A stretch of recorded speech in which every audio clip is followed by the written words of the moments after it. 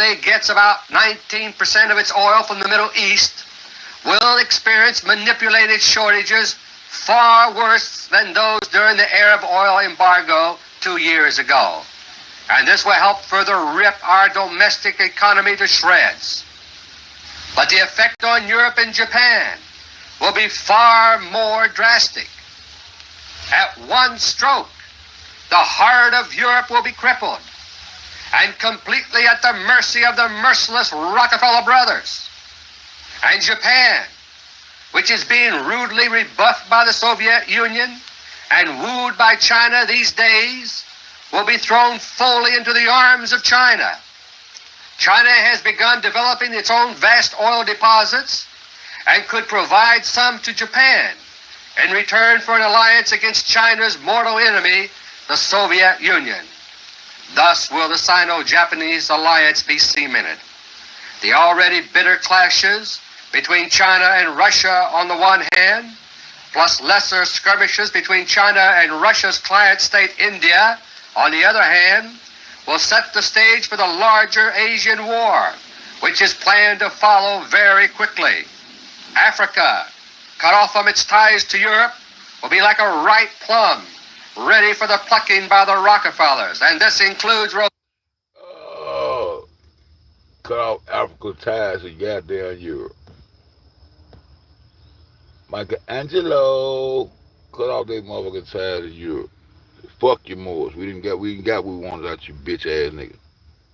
Now y'all bitch ass niggas ain't shit. Now go over there and goddamn just sit your ass down and shut the fuck up and pray to Jesus, bitch. And make sure you keep them white. That's why all the Jesus are white over there in the goddamn Africa. And they look. Rhodesia and South Africa.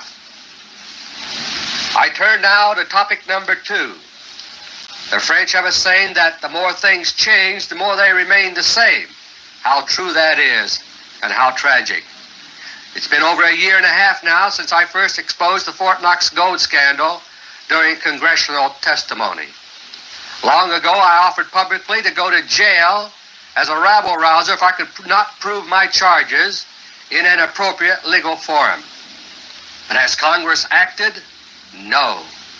And now, the gold manipulations have entered a new phase. Gold, my friends, is now coming back into the United States, along with huge amounts of illegal drugs, in return for American-made guns and weapons, which are being sent abroad for use in wars, revolutions, and terrorism. The gold now coming in is not reflected in Treasury records. Instead, it is being hidden around the country by the CIA for the Rockefellers. The Rockefeller interests want to have it handy for sale to the government for war purposes or for other purposes at the elevated prices that will soon prevail. Meanwhile, as I revealed last month, the Fort Knox gold story has taken a deadly new turn. And as before, Congress is doing absolutely nothing about it.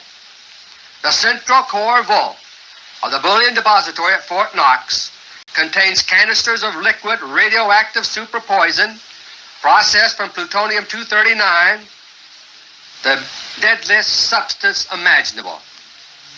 These canisters are leaking due to corrosion, and the radioactive leakage is escaping through the porous concrete walls of the vault and through the dehumidifying system and getting out into the countryside to be carried away on the winds, contrary to what officials tell you.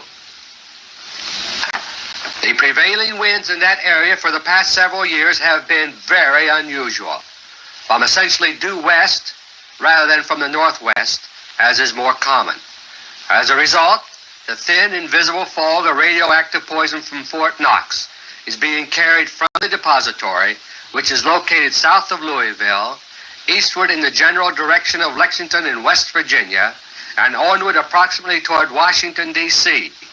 And this leakage has already been going on for several years in sufficient quantity to be having an initial impact on health statistics now.